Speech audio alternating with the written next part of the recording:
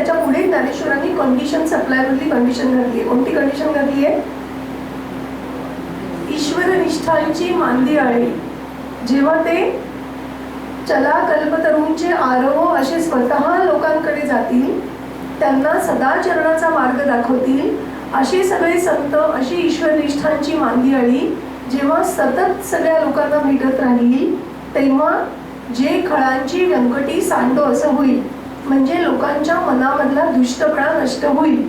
आणि काय आहे, दुःख होतं कशामुळे? हो,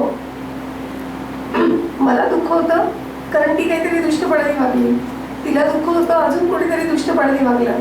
जेव्हा सगळ्यांच्याच मनातला दुष्टपणा जाईल त्यावेळेला आपोआप जो जे वांछित होतो त्याला होईल. पण हे मुळात सगळं होत नाही ना. तर त्यामुळे निज अस्तित्वे करीती पावन, भूतल सारे असे संतजन, गृहस्थ आले सहसुतदारा, येती घेऊन वणिज पसारा. कुठे यात्रा लागली की बाहेर बाजार लागलाच पाहिजे. आणि आपला जास्त वेळ बाजारात जातो, कमी वेळ दर्शनाला जातो. सान थोर नर नारी येती, समावल्या की 18 जाती. क्षेत्र दिसे ते जेवी कानन, शारद काली गेले बहरून. ग्रह तारांगण मंडित अंबर, प्रकटित वैभव वारत्नाकर. वेगवेगळे उपमा देत आहेत. जणू काही शरदामधलं वन बहरावं नुकताच पाऊस पडून गेल्यामुळे, किंवा ग्रह ताऱ्यांनी जसं आकाश शोभावं, किंवा समुद्र जसा सगळ्या रत्नांचं वैभवाने प्रगट करावं आणि शोभावं, असं ते क्षेत्र शोभून दिसत होतं. जनसंमेलन मधुर दिसे ते, विविध वर्ण जणू इंद्रधनु ते. इंद्रधनुला जसे सगळ्या प्रकारचे वर्ण असतात, तसे 18 पगड जातीचे लोक तिथे एकत्र झाले होते. कुरुक्षेत्र ते गमे मनोहर, गोड गळ्यातील गाणे, संवादी स्वर मिळता जेवी, बहुविध आला पाने जय हरी सुखकंदा. असं ते सुंदर सगळं वर्णन आहे तिथं. पुढे म्हणताय, अनेकात एकत्व बघावे, भेद अभेदामध्ये समावे, वैषम्याये समता केवी, रीत भारतामध्ये शिकावी. काय आहे ना, वेगवेगळ्या सत्ता असतात. एक व्यावहारिक सत्ता, एक प्रातिभासिक सत्ता आणि एक पारमार्थिक सत्ता. तर आपण त्याचं उदाहरण इतकं सुंदर देतात की हिरा आणि कोळसा हे जे जर संयुग आहेत त्यांची मूलद्रव्य एकच आहेत म्हणाले, पण त्यांचे गुणधर्म वेगळे आहेत आणि त्यामुळे त्यांची व्यावहारिक सत्ता वेगळी आहे. कोळशाचे गुणधर्म वेगळे, तो जाळायला उपयोगी पडतो. कोळा काळा कुळकुळीत आहे, अतिशय ठिसूळ आहे. आणि हिरा अतिशय मौल्यवान आहे, अतिशय कठीण आहे, तो काचेला पण कापतो. हे जे सगळ्यातला फरक आहे हा त्यांच्या व्यवहारामधला किमतीचा फरक झाला. प्रातिभासिक म्हणजे काय फरक आहे की त्यांच्या गुणधर्मातला फरक झाला. कोळसाच्या किमतीला मिळतो त्या किमतीला हिरा नाही मिळत ना, हा व्यवहारिक झाला. दुसरा प्रातिभासिक झाला. पण पारमार्थिक जे आहे, कोळसा आणि हिरा यांचं मूलद्रव्य एकच आहे. तर तसं आपल्याकडे विविधता असली तरी सगळ्यांमध्ये तेच ब्रह्म बघणं हे जे आहे, त्यामुळे आप्पा म्हणताय, अनेकात एकत्व बघावे, भेद अभेदामध्ये समावे, वैषम्याये समता केवी, रीत भारतामध्ये शिकावी. एकदा मुखेडला गेले होते, आप्पांचा अधिक मास चालू होता तिथे मला वाटतं. तर त्या घरामध्ये, ज्या घरामध्ये चालू होता तिथल्या आजींचा नेम होता की ज्या येतील सवाष्णी दिसल्या त्या पकडून घरामध्ये आणायच्या आणि कुंकू मोठी भरायच्या. आणि मग त्यांचं म्हणणं की मला तेवढं पुण्य लागतंय. आता आपल्याला घरातले संस्कार की वयाने मोठी व्यक्ती दिसली तर वाकून नमस्कार करायचा. त्याप्रमाणे त्यांनी मला कुंकू लावलं, ओटी भरली की मी वाकून नमस्कार केला. त्या इतक्या चटका लागल्यासारख्या मागे वळल्या, तुम्ही नका नमस्कार करू म्हणे, ओळख पण नाही बरं का, मी कोण आहे पण त्याला माहित नाही. म्हणलं का? अहो तुम्ही ब्राह्मण. मला त्या कोण आहेत हेही माहित नव्हतं, पण त्यांच्या मनामध्ये ते जागृत होतं आणि त्याच्याबद्दल त्यांच्या मनामध्ये कोणतीही खंत नव्हती. वैषम्याये समता केवी, रीत भारतामध्ये शिकावी. भव्य उभविली शिबिरे कोणी, कुणी मंडपी कुणी वितानी, कुणी पाहिली छाया तरुची, क्षिती कुणासी नसे उन्हाची. जशी ज्याची परिस्थिती आहे तसं त्यांनी केलेली होती आपले सुधीर दादा सांगतात की वारीमध्येही असंच असतं. त्यांना म्हटलं तुमच्याबरोबर येऊ द्या, तर ते म्हणतात नाही नाही, आमची व्यवस्था तुम्हाला चालणार नाही, तुमची पंचतारांकित करून देतो असं म्हणतात ते. आम्ही अजून केलं नाही, पण असं म्हणतात ते. तर त्याप्रमाणे प्रत्येकाच्या ऐपतीप्रमाणे, प्रत्येकाच्या कुवतीप्रमाणे सगळ्यांनी आपापली राहण्याची सोय केली होती. भव्य उभविली शिबिरे कुणी मंडपी, कुणी वितानी, एक नुसतं कव्हर घातलेलं डोक्यावरचं, कुणी पान, तेवढंही नव्हतं काही जणांकडे, कुणी पाहिली छाया तरुची, क्षिती कुणासी नसे उन्हाची. काही जणांना तर ते वृक्षाची छाया पण मिळाली नाही, पण तरी पण ते आनंदाने उन्हामध्ये बसलेले होते. हत्ती जणू की जिवंत डोंगर, चपल गतीचे घोडे सुंदर, बैलजयांची थोर व शिंदे, गायींच्या शिंगा प्रतिकोंडे. फक्त माणसं नाही, त्यांच्याबरोबर त्यांचे पशुपक्षी पण बरोबर होते. अजून एक विशेष होतं, बघण्यापूर्वी सोय आपुली, दुसऱ्यासाठी झटती सगळी, साध्य एकची असल्यावरते, मत्सर लोभा स्थलना उरते. आणि आपण गुरुवंदनाच्या तयारीत नेहमी आनंद घेतो. साध्य एकच आहे की कार्यक्रम छान करायचा आहे, आणि मग मत्सर लोभ यांनी काय केलं, त्यांनी काय कमी केलं, आणि सुरेख असा आनंद आपण सगळेजण अनुभवतो. म्हणजे आजच माधुरीताई सांगत होत्या की आप्पांनी किती छोट्या छोट्या गोष्टींनी आपल्याला अनुभव दिले. फक्त ते अनुभव जागरूकतेने घेऊन त्याच्यामधलं तथ्य शोधणं एवढं तर आपल्याला करायचंय की आपण हा अनुभव आपल्याला दिलाच आहे, प्रत्येकाला दिलाय, मलाच म्हणून नाही. आणि म्हणूनच त्यांचं मोठेपण होतं की प्रत्येकाला ते आपले वाटत होते. पुन्हा विशेष बघा, गजबज असूनी बजबज नवती, कुठेच त्या समुदायी, समाधान सकलाही होते, ही पूर्वज पुण्याई, जय हरी सुख कंदा. एक तरी तीर्थक्षेत्र असं सांगा बरं सध्या, गजबज आहे पण बजबज नाही, असं एक तरी तीर्थक्षेत्र सांगा. त्यामुळे किती आपण वंचित झालो या आनंदाला, आणि त्यासाठी काय करता येईल हे आपण सगळेजण विचार करूया. पुन्हा एकदा आमची मुलं आनंदाने गोरट्याला येतात, आणि मुलांचं म्हणणं आहे तिथे कुठेतरी डोकं आपटून पुढे चला म्हणत नाही, शांतपणे उभं राहता येतं, शांतपणे कुठे काही करता येतं, आणि म्हणून आम्ही गोरट्याला येतो म्हणा. नाहीतर काय ना, मी पहिल्यांदा तुळजापूरला गेले आणि पौर्णिमा होती आणि एवढी प्रचंड गर्दी होती. जाणतेपणी पहिल्यांदा गेले होते, लहानपणी कधी गेले असेल, आणि मी मंदिरात गेले आणि बाहेर आले आणि मला देवीच नाही दिसली. त्यामुळे मला दिसलीच नाही देवी. त्यामुळे अहो तिकडे आरसा लावलेला असतो, तिकडे पाहायचं असतं देवीच्या समोर बरं का. म्हणजे आपण मंदिरात गेलो की पाठ करायची आणि आरशात बघायची, मग ती देवी दिसते, असं अँगल करून लावलेली. तेव्हा अजून जीर्णोद्धार व्हायचा होता त्याचा. म्हणजे मला कोणी सांगितलंच नव्हतं, त्यामुळे नुसतीच मंदिरात गेली आणि परत आली. त्यामुळे गजबज असूनी बजबज नवती, कुठेच त्या समुदायी, सकल समाधान सकलाही होते, ही पूर्वज पुण्याई, जय हरी सुख कंदा. आता हरीचं शिबिर हरीचे मध्ये विराजे, मेरू समगिरी गणांतरी तेज पांडवा होय विसावा, मधु सोडू नका रमावा. भगवंत आधी पोचले, पांडवांना निरोप दिल्यावर तेही आले. तोवर भगवंताचं शिबिर लागलं होतं. पांडवांनी नाही दुसरीकडे शिबिर उभं केलं, ते भगवंताच्या बरोबरच राहिले. मधु सोडू नका भ्रमर रमावा. पांचाली वसे रुक्मिणी, देवकी सकुंती सन्मानी, श्वशुर हरीचे उत्सुक चित्ते, हृदयी धरिती निज कन्या ते. म्हणजे सगळे सोयरे सगळेजण त्याच घरात राहिलेले होते. आणि पुन्हा मुलांच्या खोलीत कसे पाहुणे ठेवायचे, आपल्या खोलीत कसे पाहुणे ठेवायचे, त्यापेक्षा त्यांच्या हॉटेलवर सोय करू असं पण नव्हतं. त्यामुळे पांचाली जिथे रुक्मिणी जिथे राहत होती तिने पांचालीला सामावून घेतलं, जिथे देवकी राहत होती तिने कुंतीला सामावून घेतलं, आणि अशा परीने सगळ्यांनी आपापली सोय त्याच एका शिबिरामध्ये लावली होती. सगळे सोयरे आप्त मिळाले, भेटीने त्या प्रसन्न झाले, मुनिजन घेऊन हरीचे दर्शन, म्हणती आजी कृतार्थ जीवन. हे सगळे आनंदात होते, पण भगवंत परी स्वस्थता हरीस नाही, जणू विसरले चुकले काही.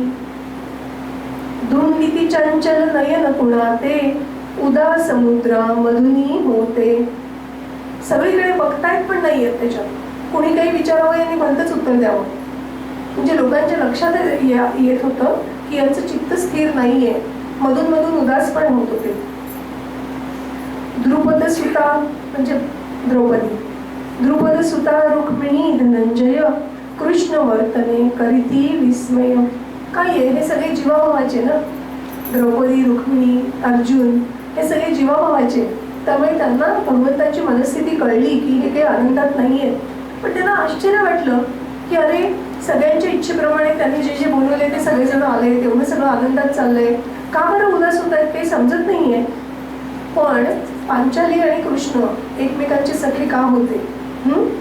वदे सहे तुक मग पांचाली गोकुळची का बरे न आली. रुक्मिणीला आधीच कळून गेलं, कारण रुक्मिणीने अनुभव घेतला होता. तिने चेष्टा केली आणि तिला कळलं की भगवंत जेव्हा उदास होतात, वाट बघत असतात, तेव्हा ते कोणाची वाट बघत असतात. पण आता पांचालीनी सहेतुक विचारलं, तिथून वधून घ्यायचं होतं. मंडळी सत्या बघावयाची आस असे मज फार दिसांची. फार सगळ्यांकडनं कौतुक ऐकलंय, पण मला कधी भेटच झाली नाही. त्यामुळे या निमित्ताने ते भेटतील, कारण त्या राजसूय यज्ञामध्ये हे काही राजे नव्हते, त्यामुळे गोकुळच्या लोकांना बोलावणं नव्हतं. त्यामुळे त्यांची भेटच झाली नाही. मग आता निदान भेट होईल. तुझ्या मुखे हरी कितीतरी वेळा महिमा ज्यांचा मी ऐकियला. तदा म्हणे श्री हरीची जाया मीही आतुर त्या वंदाया.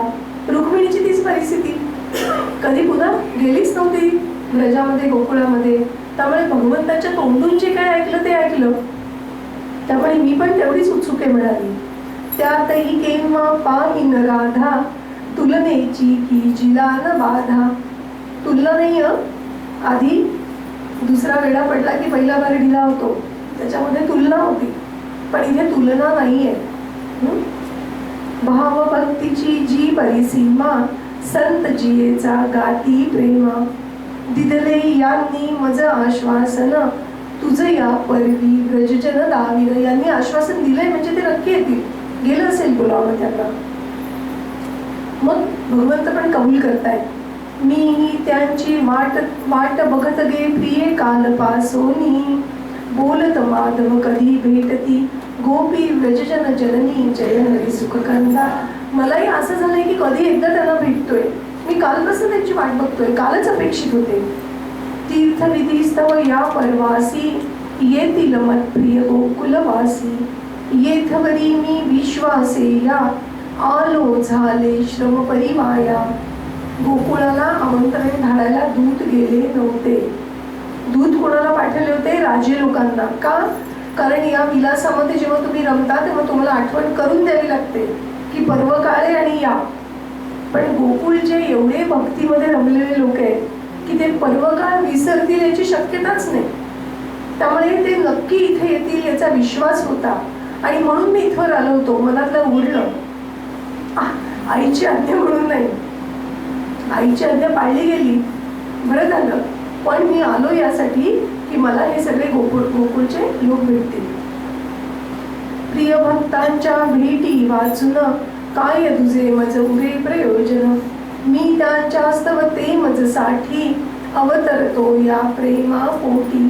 म्हणून मी अवतार घेतला. ते जर नाही भेटले तर काय उपयोग इतक्या लांब आलो मी. तोच आत कोणी सेवक येई धापन मावे ज्याच्या हृदयी. हर्ष जयाचा फुलला वदनी विनम्र झाला प्रभूचे चरणी. करी त्वरे तो मंगल भाषण महाराज यदुवंश विभूषण. जवळ गोपगण अगदी आला कसा गात मुखाने आपुल्या लीला. आपल्या लीला गात गात गोपगण अगदी जवळ आले, पोचतीलच आता. आणि त्यालाच इतका आनंद झाला होता की त्याचे शब्द त्याच्या बाहेर फुटता फुटता त्याला धाप लागत होती. परत आला होता सांगायला, भगवंतांनी असे खबरे नेमलेच असणार आहे गुपचूप. ऐकून दितली मौक्तिक माला गळ्यातली त्या दासा. वार्ता नचही सुधा वर्षिली तृषितावरी सहसा जय हरी सुख कंदा. अतिशय तृषार्त, पाण्यासाठी तहानलेला, पाण्याच्या ऐवजी अमृत मिळावं असं जसं व्हावं तसं झालंय मला म्हणाले. मी वाट बघत होतो आणि ते जवळ आलेत. म्हणलं तू नुसते आलेत नाही, जवळ आले. आणि म्हणून गळ्यामधला मौक्तिक मला काढून त्याला बक्षीस दिली. आणि मग पंडुसुताचा हात धरोनी त्यासह गरुडध्वज वेगानी सामोरा ये गोपजनासी गगनपुरेना आनंदासी. वाट नाही बघत राहिले, येतील माझ्याकडे, येतीलच, कुठे जातील नाही, स्वतः सामोरे गेले. आता त्यांचं वर्णन जसं आपण याच्या द्वारका सचितहून आली हे जे वर्णन ऐकलं तसं आता इथे गोकुळाची मिरवणूक. गोपाळासह नंद यशोदा वृषभानुची तनया राधा भजने गाती जन अनुरागे गाड्या हळूहळू येती मागे. पायी होते सगळे भजन गात गात आणि त्यांचं जे काही सामान होतं ते गाड्यांवर मागून येत होतं.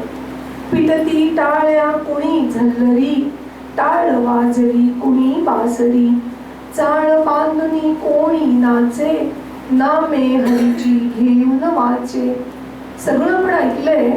त्या वरातीमध्ये नाच करणाऱ्यांसाठी वेगळ्या स्त्रिया आहेत हेही आपण पाहिलं आणि इथे आपण बघतोय की हे सगळेजण नाचतायत. मग या दोन्हीमध्ये फरक काय? हेही रस्त्यावर नाचतायत. कसे नाचतायत? नाम हरीची घेऊन वाचे. आणि म्हणून यांचं जे नाचणं आहे ते शुभ आणि पवित्रच मानावं लागेल. व्रजनाथा हे कुंज विहारी मुरलीधर माधव गिरिधारी नंद किशोरा हे घननीळा राजीव नयना हरी गोपाळा. किती गोडगोड नावं सगळी भगवंताची. मुक्त कंठ गाता तरंगले चित्त विसरले भान समरस अर्जुन ऐकत करुणी सर्वांगाचे कान जय हरी सुखकंदा. असं काही अर्जुनाने पहिल्यांदाच बघितलं होतं. जे उद्धवाचं झालं ना ते अर्जुनाचं झालं. जेव्हा अर्जुनाने प्रत्यक्ष हे सगळे गोपाळ पाहिले आणि गोपी गोपाळ हे सगळेजण त्या भजनामध्ये तन्मय झालेले त्यांनी पाहिले ना तर अर्जुन इतका समरस झाला की जणू सर्वांगाचे त्याच्या कान झाले. कृष्ण येतसे बघता नयनी गोप गरजले उच्चरमानी आज तपस्या फळास आली हरिभवती सर्वही मिळाली. कृष्ण भगवंत समोर दिसले आणि गोपांचा जयघोष एकदम जोरात वाढला एवढंच नाही की सगळेजण तपस्या आपली फळाला आलेली आहे हे समजून भगवंताच्या भोवताली जमले. पूर जसा ये महानद्यांना उफाळल्या त्या परी भावना शब्द फुटेना स्त्रवती डोळे काय करू किती नको न झाले. काय करू ते त्यांना समजेच ना. तुम्ही बघा जेव्हापासून व्रज सोडलं त्याच्यानंतर पहिल्यांदा भगवंत त्यांना दिसतायत. मध्ये एवढा सगळा काळ गेलेला आहे भगवंताच्या नामाशिवाय स्मरणाशिवाय एक क्षणही गेला नाही. पण सगुण रूप भगवंताचं इतक्या वर्षांनी दिसतंय आणि त्यामुळे त्यांना काय करावं तेच समजेना. सहस्त्र डोळे भरून बघावे सहस्त्र हाती कवटाळावे सहस्त्र वदनी घोष करावा लाभ आम्हा कुठून घडावा. आमची एवढी शक्ती नाही. आम्ही सामान्य गोप गोपी मानवी जन्मातले 2 हात 2 पाय 2 डोळे 2 कान एकच तोंड असे आम्ही सगळे. त्यामुळे आम्ही तुझा किती जयघोष करावा हे काही आम्हाला समजत नाही. तुला कसं आलिंगन द्यावं हेही आम्हाला समजत नाहीये. वासव हय हय शेष नामी प्रभो दिली इंद्रिये निकामी. आता हे सगळे जे ना वासव म्हणजे इंद्र त्यांच्या आपण सहस्त्र डोळ्यांची कथा ऐकली. हय हय म्हणजे सहस्त्रार्जुन. त्या सहस्त्रार्जुनाला सहस्त्र हात होते म्हणे. आणि तिसरा शेष. शेषाला सहस्त्र मुख आहे आणि तरी त्याला भगवंताचं नाव घेता येत. भगवंत कसा आहे याचं वर्णन करता येत नाही म्हणे. शेषही शिडला मुखे. याच्यामध्ये परमदया घन दुसरी त्याच्यामध्ये आहे ना शिडला शेषही महिमा गाता. कारण तुमचा महिमा गाता गाता तो शेष पण शिडून गेला. एवढी मुख असून आमच्याकडे तर एकच तोंड आहे. त्याच्यामुळे हा काही आमच्याकडे आमच्या भाग्यात नाहीये. वासव हय हय शेष नामी प्रभो दिली इंद्रिये निकामी. आता एवढीच थोडी इंद्रिय दिली आहेस त्याच्याने पूर्णांशाने आम्हाला हे सुख अनुभवता येत नाहीये. का बरं असं केलंस? गोपांच्या ये असे मनासी रोम रोम नाचती तनोसी. अतिशय आनंदाने अंगावर रोमांच उठले. परमात्मा दे मिठी पदासी येऊन नंदा जवळी सकंप सत्कृत कंपित हाते वृत्त तया कुरवाळी जय हरी सुखगंधा. आधी नंदांच्या पाया पडले परमात्मा ते मिठी पदासी, जवळ येऊन त्यांच्या पायाला मिठी घातली आणि मग त्यांनी नंदबाबांनी त्यांना वर उचलले, त्यांना कुरवाळायला लागले. हरी आला हे यशोमतीने, ऐकिले परी दिसेन नयने. तिला पण ऐकू आलं की भगवंत आले, पण तिला दिसेच ना. का दिसेना? जले डवरणी गेली दृष्टी, हर्षित झाली जननी कष्टी. भगवंत आले म्हणून हर्षित पण झाली, पण डोळ्यावाटे एवढं पाणी वाहतंय की तो दिसेच ना म्हणून कष्टी पण झाली. भगवंतांच्या लक्षात आली त्यांची स्थिती. त्यामुळे नंदबाबांना नमस्कार केल्याच्या नंतर आर्तरवे संबोधून माते, हरीने दिलेली मिठी गळ्याते. इकडे परमात्मा ते मिठी पदासी वडिलांच्या, हरीने दिलेली मिठी गळ्याते आईच्या. रामे जणू सरता वनवास, धन्य धन्य गर्जले दिवोकस. जसे राम अयोध्येला परत आले ते तर आपण अनुभवलं. आपण भाग्यशाली आहोत की तेव्हाचा तो अयोध्येचा थरार आपण अनुभवलेला आहे. प्रत्यक्ष नाही जाता आलं तरी आपण बघितलंय, टीव्हीचे तंत्रज्ञानाचे उपकार आहेत. रामे जणू सरता वनवास, धन्य धन्य गर्जले दिवोकस. मुकुंद भेटे मग राधेसी, मंगल सारे यदाश्रयासी. मोहतमाचा स्पर्श न जीते, गंगोत्री ती भक्तिरसाते. ही राधा कशी होती? तिच्या आश्रयाला जे जे काय आलं ते मंगलच व्हायचे. मंगल सारे यदाश्रयासी, मोह तमाचा स्पर्श न जीते, गंगोत्रीची भक्ती. गंगोत्रीच का म्हणलं असेल, गंगा का नाही म्हणलं? कारण जशी गंगा पुढे येते ना तशी राम तेही गंगा पेली. तेवढं पण झालेलं नव्हतं, म्हणून गंगोत्रीची गंगा जी आहे ना तशी राधा होती म्हणे. श्रीहरीची जी चिन्मय छाया, मिठी देत तिचे दृढ यदुराया. चिन्मय छाया म्हणलंय. तिने आधीच सांगितलं होतं की तुला झाला असेल विरह, मला नाही झाला, कारण तू माझ्यापासून दूरमुळे कधी नव्हताच, मी तुझ्याच बरोबर होते. शुभ मिलनच भेद कळावा, कवळ राधिका कवळ हरिवा. हरीने तर तिला मिठीत घेतलं आणि शुभमिलन जणू काही असं झालं की ते दोघं जण एकरूपच झाले. कवळ राधिका कवळ हरिवा. प्रेम समाधी पाहुनिया ती मुनिजन हृदयी झाले. प्रेमाचा या अंशही मिळता जीवन सार्थक झाले. जय हरी सुख कंदा. आम्हाला अंश तसा जिव्हाळा मिळू दे तुमच्या मधला, असं आप्पाजी म्हणतात दररोज दादांना. तसंही तुम्हा दिलं तसा लवई जिव्हाळा. वसुदेवाने श्रीनंदाचा आदर केला फारची साचा. पहिल्यांदा संधी मिळाली होती, कारण तेव्हा तर ते निघून गेले. वसुदेवाच्या ताब्यामध्ये वसुदेवात्मज दिला सांभाळलेला आणि निघून गेले होते अतिशय निस्पृहतेने. त्यामुळे आता त्यांनी त्याचा सत्कार केला. दोघांचेही गहिवरले मन, किती दिवसांनी झाले दर्शन. शिबिरासी वा परिवारा निज, पुरा विसरला आता अधोक्षज. गोपाळांचं वृक्षाखाली, पूर्णपणे रमला वनमाळी. यदुनाथन हरिजणू हा आता, प्रौढवयाची नुरली सत्ता. तत्वज्ञानी नचना वीर, व्रजरमणी प्रियनंद किशोर. पूर्ण रूपच बदलून गेलं त्याचं. म्हणजे आपण असं म्हणतो ना की एखाद्या मित्रमैत्रिणींसमोर बरोबर कधी कुठे काही दिवस घालवणं यासाठी आवश्यक असतं की आपण आपल्या सगळ्या उपाधी विसरतो आणि अतिशय प्रेमाने तिथे आपल्याला रिलॅक्स होता येतं, शांत होता येतं. तसं झालं भगवंताचं. यशोमतीसी करण्या वंदन, सवे सर्वही सुनास घेऊन. लक्षात घ्या, देवकी इथे राजमाता आहे आणि तिच्या सगळ्या ज्या सुना आहेत पट्टराणी आणि राणी आहेत. कुणाच्या? भगवंताच्या. आणि यशोमती कुठे राहिलीये? वृक्षातळी. यशोमतीसी करण्या वंदन, सवे सर्वही सुनास घेऊन. येत देवकी हर्षित चित्ते, विस्मय झाला प्रचलल नाते. ज्या गोपी होत्या त्यांनाही शक्यच वाटत नव्हतं असं काही होईल म्हणून. अरे प्रत्यक्ष देवकी आणि सगळ्या राण्या इथे आल्या. आम्हाला असं वाटलं होतं की आम्हाला प्रवेश तरी मिळेल की नाही त्यांच्या शिबिरात. ते तर जाऊच द्या, त्या उठून इकडे आल्या. आणि मग जसं खून केली होती, विस्मय झाला व्रजललनाते, या हरीच्या भार्या हे कळता, यशोमतीच्या हृदयी वात्सल्यास आनंदाचे अपूर्व भरते येई, जय हरी सुख कंदा. या कोण आहेत? सुना तुमच्या भगवंताच्या बायका आहेत. लगेच सगळ्यांनी वाकून नमस्कार केला.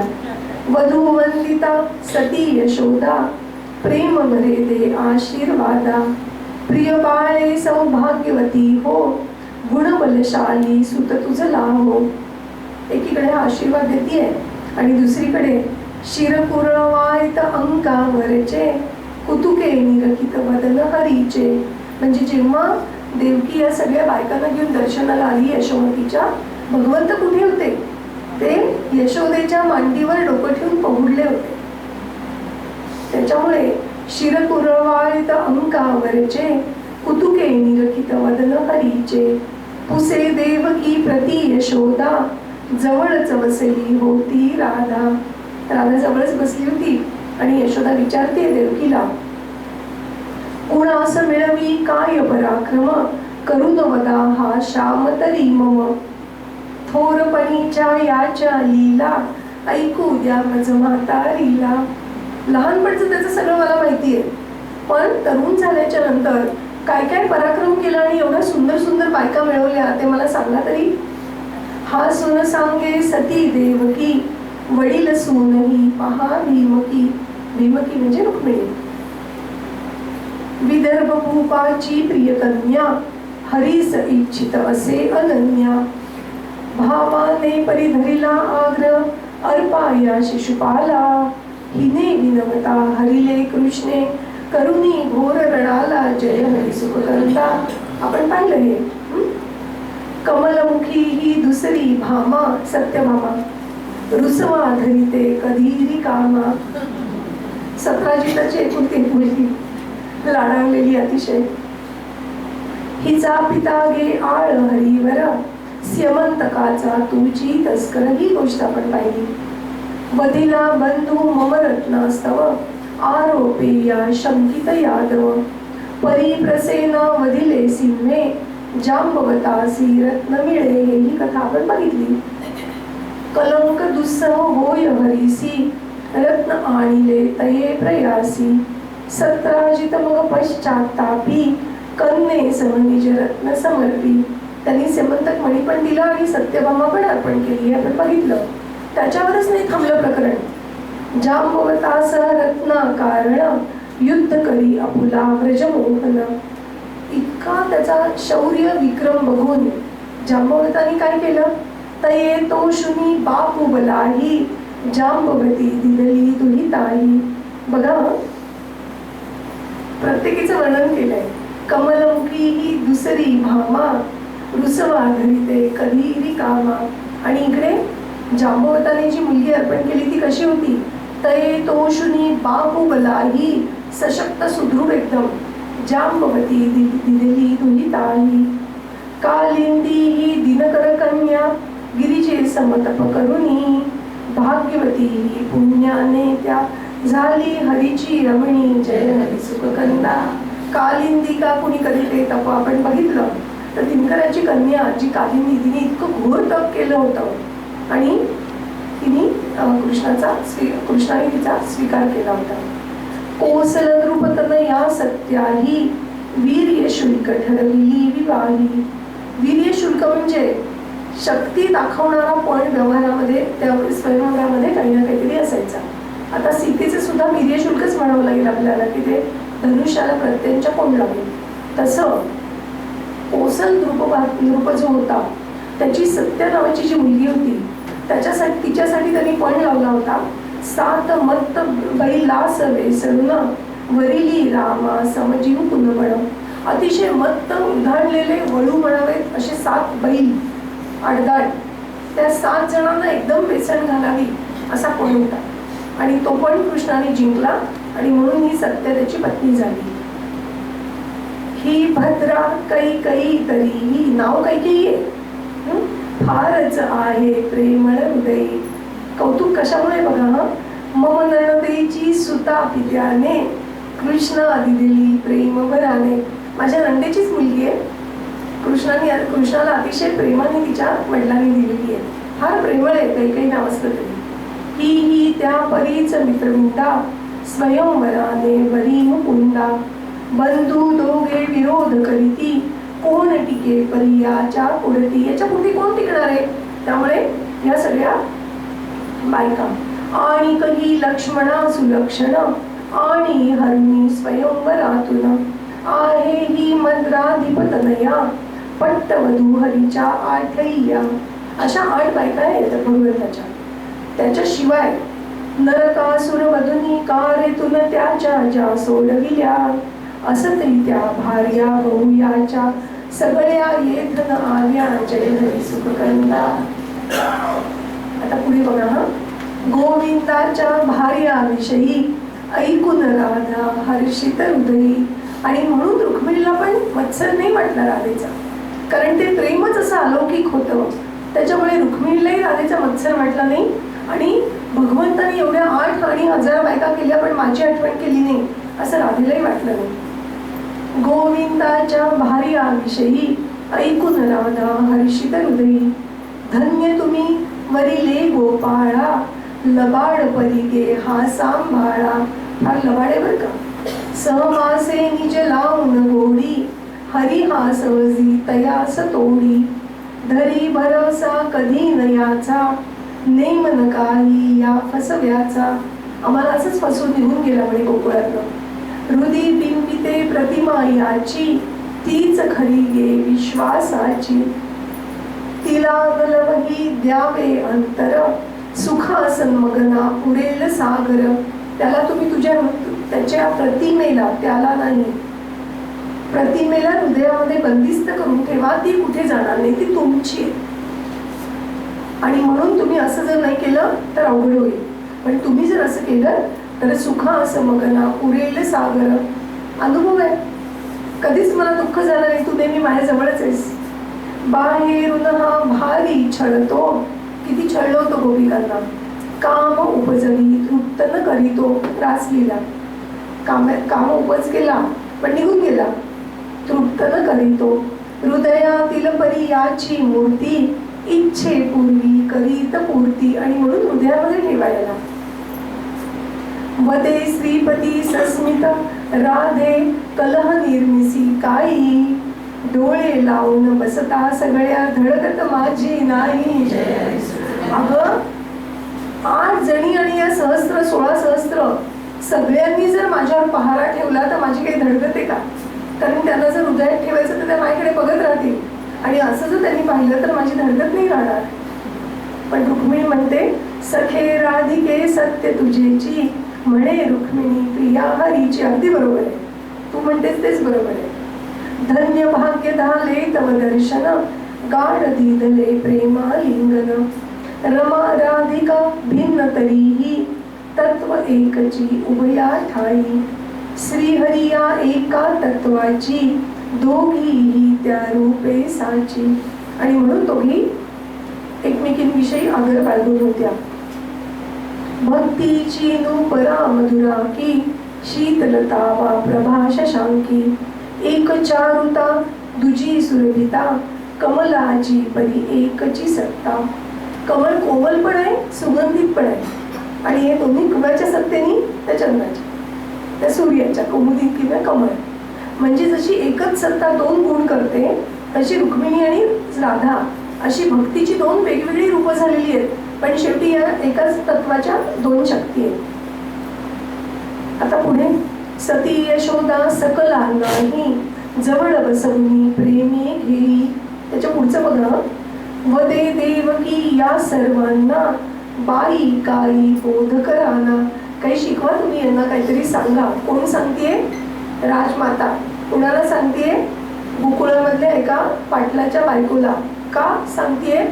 कारण तिने ज्या पद्धतीने भगवंताला वाढवलंय याचा अर्थ ही संस्कार द्यायला सक्षम आहे.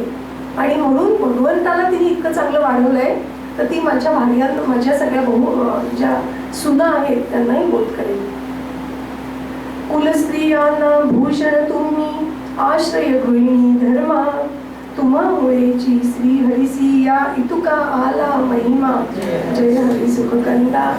नंदाचा आणि यशोदेचा धन्य गृहस्थाश्रम झालेला आहे, त्यामुळे तुम्ही लायक आहात, तुम्ही उपदेश करा.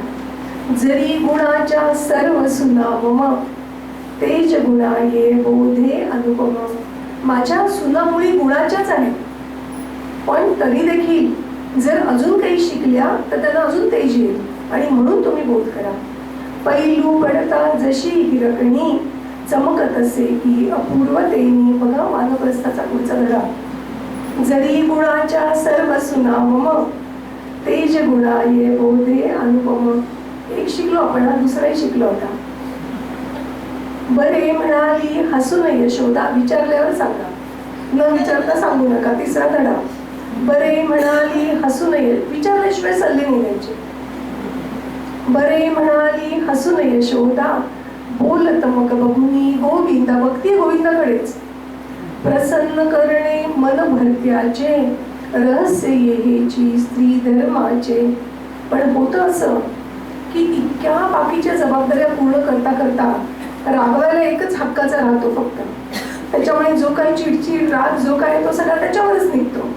त्याच्यामुळे प्रसन्न करणे मन भरत्याचे जर असेल तर त्या बायकोला तशी परिस्थिती मिळून द्यावी लागेल आपल्याला की ती चिडचिड न करता नवऱ्याशी प्रेमाने दोन शब्द बोलेल. जर हे सगळं करता करता तिच्या कर्तव्य चिडली तर मग राग निघाला एकच व्यक्ती आहे. त्यामुळे बाकीच्यांची सगळ्यांची किती जबाबदारी आहे बघा. पती समानी दैवत पत्नी तो तिज लागी सुखवी यत्नी. हे जर असेल परस्परी विश्वास पुरा जरा हर्ष सुखा साम्राज्य ते घर. जेव्हा असं होतं की पतीला दैवत मानती ती आणि म्हणून तो तिच्याकडनं सगळी कामं करून घेतोय, तिला गृहीत धरतोय, असं नाही. तो तिज लागी सुखवी यत्नी. परस्परी विश्वास पुरा जरा हर्ष सुखा साम्राज्याची ते घर. मान करावा वडील जनांचा नम्र असावी सदैव वाचा. मनी जिव्हाळा साना विषयी धरिता सकला प्रियती होई. वडिलांचा आदर करावा, नम्र वाचेने बोलावं, लहान असतील त्यांना कुरवाळून त्यांचे लाड करावे. असं केलं की घरामध्ये तुम्ही सगळ्यांना प्रिय व्हाल. चित्त आपुल्या वश ठेवावे आवरणी यत्नाने. भावना सजपणे दुसऱ्यांच्या अतिशय कोमलतेने. जय हरी सुखकंदा. आता लक्षात येत आहे का की यशोदेला का बोध करायला सांगितलं? जी तसं जगली आहे तिला तो बोध करण्याचा अधिकार आहे. आणि तिने सतत गोपींच्या असो कोणाच्याही असो या भावना तिने जपल्या आहेत, आणि म्हणून तिने जे जगलंय ते ती दुसऱ्यांना सांगते. त्याच्याशिवाय उथळ पाण्याला खळखळाट फार असं होतं. दक्ष असावे गृहकृत्याशी लवण सहावे मलिनपणासी. गृहकृत्य दक्ष असावं, स्वच्छतेची आवड असावी. नच माना हे काम न माझे आळस लक्षण नच विभवाचे. आळस असेल तर तिथे वैभव राहत नाही, त्यामुळे आळस झटकून कामं करा. रवी किरणांचे व्हावे स्वागत गृहांगणी जे स्वच्छ सुशोभित. पहाटेच्या आधी सडा संमार्जन झालेलं असलं पाहिजे. धाक असावा दास जनासी परिणच येऊन संतापासी. कसं वागवायचं त्याच्याशिवाय ते सेवक आपली सेवा करणार नाहीत. कारण धंदे गृहस्थाश्रममध्ये एक महत्वाची कंडिशन आहे की तुमच्या आज्ञेला तत्पर असणारे सेवक ते कधी मिळतील? त्यांच्यावर धाक असेल पण संताप नसेल. आपल्या शब्दांवर जर आपल्याला आवर घालता येत असेल तर ते शक्य होईल. सर्व आधी शयन त्यजावे सकला वाढून मग जेवावे. कार्यनिमित्ते कधी पतीची करा उपेक्षा लवणीन साची. खूप कामात आहात म्हणून पतीची उपेक्षा करू नका. हाच पतीसी वश करण्याचा उपाय आहे एक सुखाचा. ताईत गंडे जी कुलटाती शोधित बसते आत्मविघाती. हे सोडून जी शॉर्टकट शोधायला जाईल वशीकरणाचे ताईत गंडे वगैरे, तर तिला उलटा माना आणि ती स्वतःचा नाश करून घेईल. असं करू नका. या पद्धतीने वागलात तर नक्कीच तुमचा गृहस्थाश्रम जो आहे तो चांगला चालेल. निज पावित्र्या प्राणपणेहि रक्षा नित्य अनन्या पवित्र जीनच तीनच माता भगिनी पत्नी कन्या जय हरी सुख करदा. आता काय होतं ना, जेव्हा असं सांगितलं जातं तेव्हा आपल्या संस्कृतीमध्ये त्याचं विडंबनही खूप होतं. म्हणजे ती पवित्रता ती जी आहे ना, ती शारीरिक पवित्रता मानली जाते आणि म्हणून मग ती योनी शुचिता येते. आणि म्हणून मग मागे आपण जे विषय केला होता की बलात्कार झालेल्या मुसलमान स्त्रियांना त्यांच्या लोकांनी घरात घेतलं, पण हिंदू स्त्रियांना घेतलं नाही आणि मग त्यांना एकतर मुसलमानांकडे जावं लागलं किंवा जीव द्यावा लागला. तर त्याच्यामुळे मनुस्मृतीमध्ये जे सांगितलेलं आहे ते खरंच ऐकण्यासारखं आहे की असा सध्याच्या काळात तर अतिशय ऐकण्यासारखं आहे की असा अन्याय झालेली एखादी स्त्री जर असेल तर प्रथम रजोदर्शन झाल्यानंतर तिला शुद्ध करावे. कारण ती शरीराने तेवढ्या मासिक पाळीपुरतीच अशुद्ध झालेली आहे, मनाने नाही. त्यामुळे पवित्रता जी आहे ना, निज पावित्र्या, ती मनाची शुचिता आहे. जिच्यावर बलात्कार झालाय तिची शुचिता भंग पावली असं जर आपण म्हणायला लागलो तर आपण चोर सोडून संन्याशाला फाशी देतो असं जे सध्या चाललंय. त्याच्यामुळे आपली मानसिकता बदलणं हे अतिशय आवश्यक आहे या सगळ्या बाबतीत. असं जर नाही झालं ना तर एकतर त्या मुली मारल्या जातील किंवा स्वतः आत्महत्या करतील. तसं नाही झालं तरच आपल्या समाजाचा उत्कर्ष होणं किंवा हे असे प्रसंग आहेत त्यांचा परिणाम कमी होणं हे शक्य आहे. त्याग धर्म हा संयम भूषण स्वभाव व्हावा की प्रेमळपण उलट पतीच्या कधी न असावे इतर सर्व मग यात समावे. मग उलट पतीच्या असू नये म्हणजे काय? आपण पाहिलं पतिव्रताही पाहिलं, ती उलट वागली. त्याच्यामुळे तिथेही विवेक बाळगला पाहिजे. म्हणजे पती उद्या असं म्हणतोय, भरपूर लाच घेऊन घरी आलाय, तर उलट पतीच्या कधी नसावे हे बरोबर नाहीये. त्याला आपल्याला जाब विचारता आलाच पाहिजे की तुमचा पगार एवढा नाहीये तर हे पैसे आले कुठून? हे उलट जाणं नाहीये. त्यामुळे उलट जाणं काय याचा पण विवेक पाहिजे. उलट पतीच्या कधी न असावे इतर सर्व मग यात समावे. तुम्ही घराच्या असा स्वामिनी आय तसा व्यय घ्यावा स्वमनी. खर्च करताना जपून करा. पालन करणे कुलधर्माचे सन्मानावे पद अतिथींचे. फार किती तरी कथू तुम्हासी सती देवकी पुण्य बळेसी. तुम्हाला भल्या अनुकरणाते आचरणे निज सुखवा त्याते. सती देवकी प्रत्यक्ष तुम्हाला लाभलेली आहे, तिचं अनुकरण करणं एवढंच तुम्हाला करायचंय. त्यामुळे तुम्ही तिला सुखी ठेवा आणि तुमचं कल्याण होईल. पावनवाणी यशोमतीची सकल जणींना रिझवी साची. काय म्हातारी बडबड करतेय असं कोणी म्हणलं नाही. पावनवाणी यशोमतीची सकल जणींना रिझवी साची. नयन जलाने विजवित चरणा भामेने तिचं केले नमना. सगळ्यात जास्त हे लागलं कोणाला होतं तर सत्यभामेला. त्यामुळे तिला अगदी पुरेपूर पश्चाताप झाला. नयन जलाने विजवित चरणा भामेने तिचं केले नमना. गोकुळ जन समुदायी लाभे समाधान सर्वांना. सरळ प्रेमळ निर्लोभांचा स्नेहन सुखवी कवणा जय हरी सुख कंदा. आनंदी प्रिय जन सहवासे 4 दिवस गेले क्षण जैसे. पर्व दिवस ये मग अवसेचा वेध लागलासे ग्रहणाचा. पर्व विधी स्तव धांदल झाली सर्व ही तीर्थी सचैल झाली. निराहार राहून जप करीती दाने देती बहुविध रीती. गिळीत राहू क्रमे रवीसी डाग लागला पसरायासी. लोक समाजी अफवा जैसी स्पर्शही नसतो जळी मुळासी. लक्षात आलं? पर्वकाळ का म्हणलंय? काही शुद्ध नाही अशुद्ध नाही, पर्वकाळ म्हणलंय. हे कशामुळे? की काहीतरी कारण काढा आणि भगवंताचं नाव घ्या. नाहीतर हे शक्य आहे का की तो राहू क्रमाने गिळेल रवीला? हे शक्यच नाहीये. हे कसं आहे म्हणे?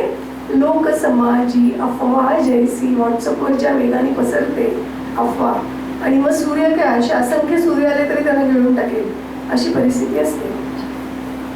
ग्रस्त हो तसे बिंब संबंध प्रकाश अगदी झाला मंद, तारे हसले हळूच नभासी. अरे वा, आज लवकर उगवायला मिळालं. क्षुद्र खुले जरी विपत सदासी. जेव्हा चांगल्या सज्जनांना त्रास होतो तेव्हा क्षुद्र मनोवृत्तीच्या लोकांना जसा आनंद होतो तसा सूर्याला राहून गिळल्यामुळे आम्हाला लवकर उगवायला मिळालं असा नक्षत्रांना आनंद झाला. सांज जागली कशी अवेळी, चाराही नच घेती. घरट्यासी परतली पाखरे, दीन रवे किल बिलती. जय हरी सुख करता. आता त्यांना कोणी सांगायला नव्हतं ना हे ग्रहण आहे म्हणून. त्यांना काय संध्याकाळ झाली आणि अरे पोटही भरलं नाही आपलं, आपल्या पिल्लांनाही काही नेलं नाही आणि त्याच्यामुळे दीन रवे किल बिलती की आम्ही असं अचानक संध्याकाळ झाल्यामुळे आमची पंचायत झाली. बिंब होत से लाल काळसर, वातावरणही झाले धुसर. उदास भासे जगती सारे, पडले होते अगदी वारे.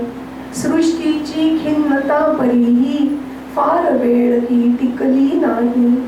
दिसू लागले हास्य रवीचे, धैर्य चढेन कधी सुजनांचे. म्हणजे निश्चल मंगलता पवित्रता कधी येते, जेव्हा आपण सृजन आहोत तेव्हा होईल.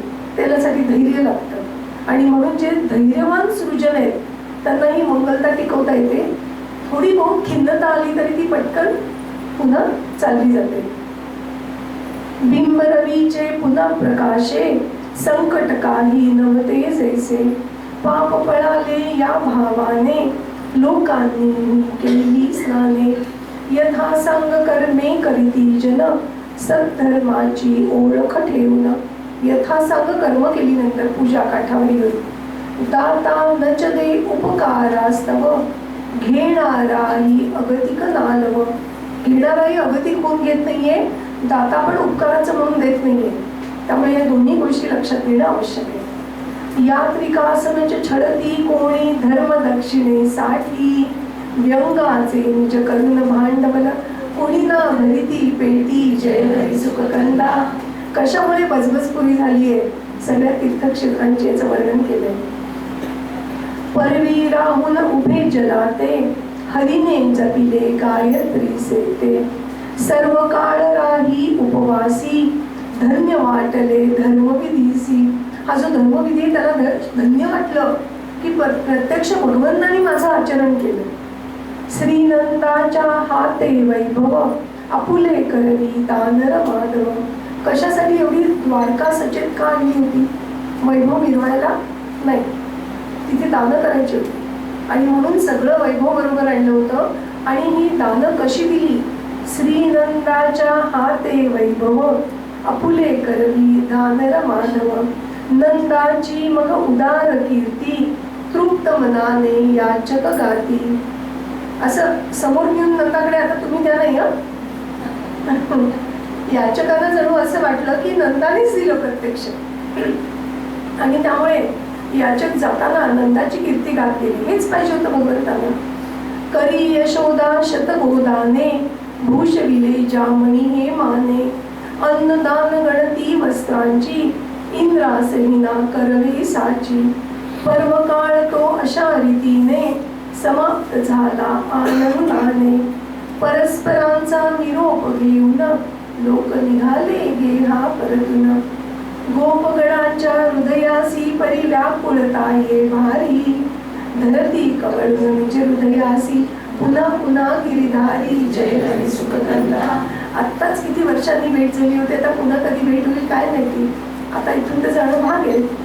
पोचविण्या ये दूरवरी हरी, घेई लोण नंद पदावरी. पूर्वी त्यांनाच सांगितलं होतं बरं का, भीती घातली होती लवकर दर्शन व्हायचं असेल तर फार लांब सोडायला येऊ नये.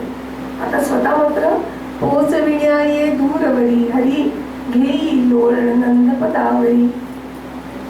निजशैल्याने गोपजनांचे, नयन पुसी स्त्रवती निज साचे.